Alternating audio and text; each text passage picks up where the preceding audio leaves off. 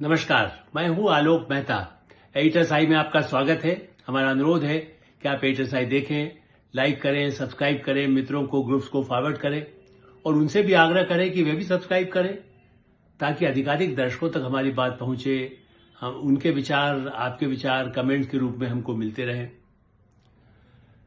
इन दिनों संसद के हंगामे के बीच कई लोग हमसे सवाल कर रहे हैं या बाहर भी आप चर्चा सुनते होंगे कि गांधी परिवार के उत्तराधिकारी भारतीय संसद में, खास करके लोकसभा में प्रतिपक्ष के नेता जो बड़ा अलायंस बनाए हुए हैं, आधा उनके साथ है आधा नहीं है, क्या कहा जाए उस पर नहीं जा रहा, लेकिन फिर भी चूंकि उनको सबसे बड़ा प्रतिपक्ष का नेता वो अपने आप को भी कहते ही है कि इज अपोजिशन के लीडर श्री राहुल गांधी, वो चाहते क्या है? सवाल है कि क्या चाहते हैं, सजा या सहानुभूति? जिस तरह से वो हमला कर रहे हैं संसद में और करवा रहे हैं, खुद हमला मतलब एक तो जवानी हमला, जो ऐसे आरोप जिसके पास सबूत ना हो, कहें कि हाँ सबूत है, मैं दस्तखत करके देता हूं। भाई आप एक पर्चे पर लिखे हुए सबूत दे देंगे, वो तो सबूत थोड़ी माना जाएगा। सबूत पहले लोकसभा अध्यक्ष को देना होता है, अदालत में देना होता है। आप ही सजा भी माने आप गुनाह बताएंगे और आप खुद ही तय भी कर देंगे कि ये गुनाहगार है, उसके लिए सबूत की जरूरत होती है। ये तो इतने उनका अनुभव हो गया है कितने साल से, अब वो 4 बार एमपी रह चुके हैं राहुल गांधी, और अब उनके खिलाफ विषयाधिकार के हनन का प्रस्ताव लाया गया, संसद की सदस्यता उनकी खत्म कर दी जाए। निशिकांत दुबे बड़े प्रखर भारतीय जनता पार्टी के, वो भी बड़ा कहां से रिसर्च करके लाते हैं, ये हम जैसे पत्रकारों को भी उनके अलग इन्वेस्टिगेशन करना पड़ेगा, क्योंकि वो तो इतने किताबें लेके आ जाते हैं कभी कहीं से। ठीक है, उनके पास टीम होगी, पार्टी के पास होगी, और भी जो नेता हैं सब अपना अपना रिसर्च करते रहते हैं, देश विदेश में करते रहते हैं। तो अब उन्होंने तो मांग कर दी है कि साहब इनकी सदस्यता खत्म की जाए। ठीक है, अभी भारतीय जनता पार्टी या सत्तारूढ़ कहने गठबंधन भी इस मूड में शायद नहीं है, वो भी नहीं चाहता कि कोई ऐसा, फिर एक बार तो उनकी सदस्यता जा चुकी है अदालत के कहने से। लेकिन सवाल यह है कि वो लगातार ऐसी गतिविधि, ऐसे आक्रामक तेवर जो अपना रहे हैं, खुद मैं खुद सजा लेने के लिए कोशिश, देखिए कौन नेता थे, राजनारायण थे, जॉर्ज फर्नांडिस थे, मधु लिमे थे, भूपेश गुप्ता थे, पीलू मोदी, कितने ही बड़े बड़े नेताओं को मैंने देखा है पिछले 50 वर्ष। और लोग मुझे इसलिए पूछते हैं कि आप इंदिरा गांधी से मोदी तक के लिए लिखते रहते हैं, आपने तब यदि पार्लियामेंट देखा। हाँ ठीक है, मैंने देखा है रिपोर्टर के नाते भी, इमरजेंसी पहले की संसद में राजनारायण को कंधे से उठाकर ले आया जाता था, वो दृश्य मैंने देखे।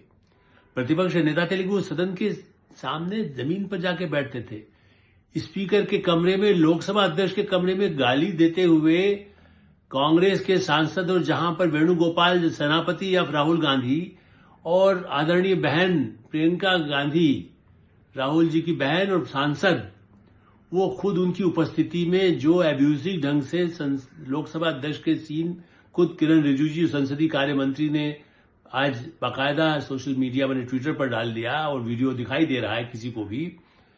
इससे अशोभनीय दृश्य मैं तो ऐसा मानता हूं, यदि मैंने 50 वर्ष देखा है, उससे ज्यादा वर्ष देखा, 72 यदि कहेंगे तो ज्यादा हो गए, लेकिन आप 50 मानिए, उसके पहले के कोई नेहरू काल में तो कोई ऐसा स्पीकर के खिलाफ, कोई बावलंकर के खिलाफ तो किसी अपोजिशन नहीं किया, बड़े से बड़े विरोधी रहे होंगे। जयप्रकाश जी ने कभी नहीं कहा होगा ना, या मैं तो नहीं मानता कि इंदिरा गांधी भी कभी अपने सांसदों को इस तरह से कहती।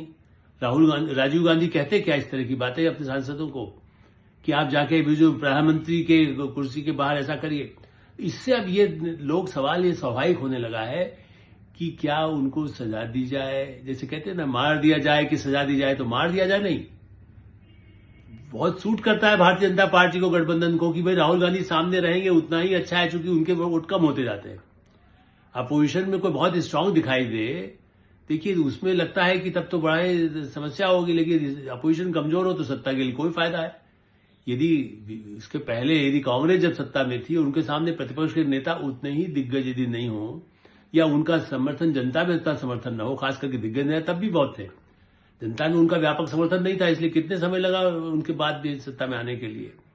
जनता पार्टी आई, फिर दूसरी पार्टियां, कई पार्टियां टूटी, बनी, बिगड़ी। भारतीय जनता पार्टी जनसंघ से आई थी और बाद में जब जनता पार्टी से अलग होकर के भी उन्होंने बनाया। तो मेरा खाली आज में राहुल गांधी के ही इस जो कुछ हुआ है, और आप जो नया ट्वीट आया है उसको देखकर मुझे लगता है, या सदन में भी मैं एक लिख करके दूंगा और उसको मान लिया जाए। आप यदि खुद ही तय करेंगे कि ये गुनाह है और आप तय करेंगे कि सजा क्या हो, यही सबूत है। मैं यदि लिख करके दे दूंगा ये सबूत है, या किसी ने ईमेल भेजा, कल भी मैंने उस पर चर्चा की थी, उसको सबूत नहीं, सबूत ये दिखाना पड़ेगा कि उन्होंने ये अपराध में ये शामिल थे। हत्या करने के बाद भी कोई आदमी जब तक अदालत में बताना पड़ता है कि हत्या में ये चीज सबूत मिले हैं, एक कारतूस मिला है, ये वहां पर था, उसका पता ये था, यदि वो कहे देश में नहीं था तो कैसे साबित करेंगे आप? तो ऐसी कई बातों को लेकर के जिस तरह के आक्रामक, न्यूक्लियर देश डूब गया है, देश खत्म हो गया है, देश लोकतंत्र भी खत्म हो गया, चुनाव आयोग भी खत्म हो गया, कोई बचा ही नहीं। आज उन्होंने मीडिया पर भी हमला कर दिया। मीडिया ने सवाल किया कि साहब विधायीकरण का प्रस्ताव आपके पास आ रहा है, तो उन्होंने क्या कहा? उन्होंने कहा नहीं, यू आर ए बीजेपी, आप उनके गुलाम है, उनके कर्मचारी हैं क्या?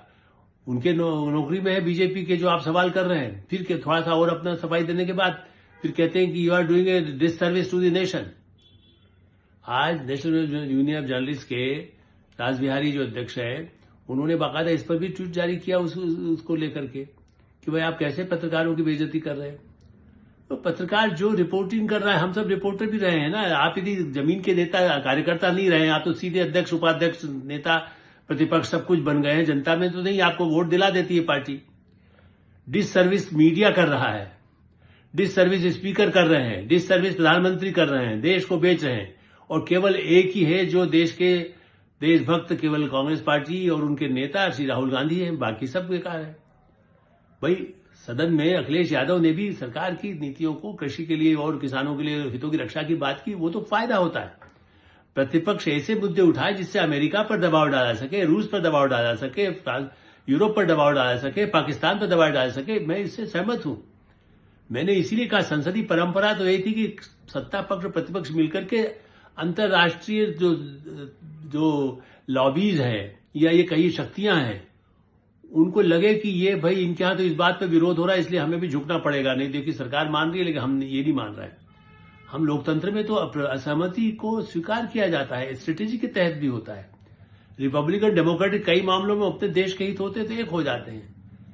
अब कंजर्वेटिव और लेबर पार्टी यदि ब्रिटेन में है तो कुछ वो एक रहते हैं, जब देश का हित आएगा तो एक हो जाते हैं, बल्कि विरोध कराते हैं। उसके बाद कहते हैं नहीं नहीं, अमेरिका के साथ हमें अच्छा भी रखना है, नहीं रूस के साथ भी अच्छा रखना है, चीन के साथ भी अच्छा रखना है। भारत के लोकतंत्र में इस समय का दृश्य ऐसा है कि नहीं, हमें किसी से अच्छा नहीं रखना है। अमेरिका ये है, चीन का ये घुस गया है, तुमने कुछ नहीं किया, वो फलाना सेनाध्यक्ष ने ये कहा है।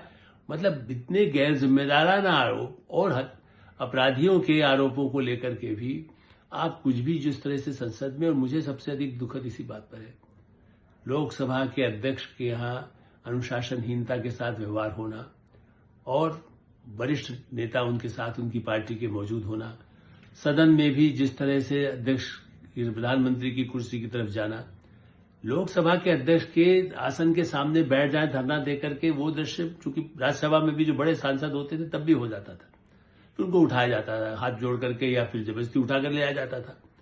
लेकिन ऐसा दृश्य नहीं है कि आप उनके कक्ष में जाकर, आप उनके कक्ष में बैठकर आगे के कार्यक्रम तय हों, उनकी बात सुनी जाए, ये सब बातें होती थी। प्रतिपक्ष और स्पीकर के बीच अच्छे कितना ही छूट उन्होंने बोलने के लिए दिया। राहुल गांधी कल भी 45 मिनट से अधिक उन्होंने भाषण दिया। जगदीप पाल कह दिया साहब हम वो यार कहेंगे स्पीकर को, तुम हमारी पार्टी में थे इसलिए मैं आपके साथ ज्यादा तीखा नहीं, ऐसा आपके साथ झगड़ा नहीं करूंगा। मतलब आप मेरी पार्टी के कभी नहीं होते, या उनकी, मैं तो कह रहा हूं उनकी पार्टी का भी सभापति के पद पर है, यदि वो अध्यक्ष की कुर्सी पर बैठा है तो उसकी वही पद का है गरिमा। उन्होंने कभी कहानी नहीं पढ़ी होगी, टीले पर बैठ करके भी कोई कहता था विक्रमादित्य के सिंहासन पर बैठा हो तो बच्चा समझता था कि मैं विक्रमादित्य के सिंहासन पर बैठा हूं, अब मुझे न्याय करना है। जब न्याय की कुर्सी पर किसी को एक दिन का भी बादशाह बना दिया जाता था तो न्याय करता था, यदि उन्होंने कहीं कहानियां पढ़ी हो तो। अब मुझे नहीं मालूम उनको बचपन में कहानियां अंग्रेज की पढ़ी, इटालियन पढ़ी, जापानीज पढ़ी, चाइनीज पढ़ी, क्या पढ़ी, लेकिन राहुल गांधी को इतना ज्ञान, सामान्य ज्ञान की अपेक्षा की जाती है कि क्या प्रतिपक्ष का व्यवहार हो, खुद उनका व्यवहार, भाषा का उपयोग क्या हो, मीडिया हो, प्रतिपक्ष हो, देश के लोग हो, विदेश के लोग हो, आप और उनके साथ में ऐसे उच्छृंखल यदि नेता साथ में हैं, पार्टी में हैं, जो उनको गलत सूचनाएं देते हैं, गलत बात होती है, तथ्यात्मक रूप से भी गलत हो जाती है, तो उस पर खेत बजाय उसी पर अड़ जाएंगे कि नहीं हमने सही कहा, तो उससे उनकी भी नहीं होती। लोकतंत्र कमजोर होता है, उनके इस व्यवहार से उनकी पार्टी का नुकसान हो रहा है, ये नहीं समझ रहे हैं। मैं इसलिए कह रहा हूं वो रिकॉर्ड निकाल करके देख लें कि खुद इंदिरा गांधी कहती थी बेरोजगारी की समस्या इतनी गंभीर है, भुखमरी की समस्या इतनी गंभीर है।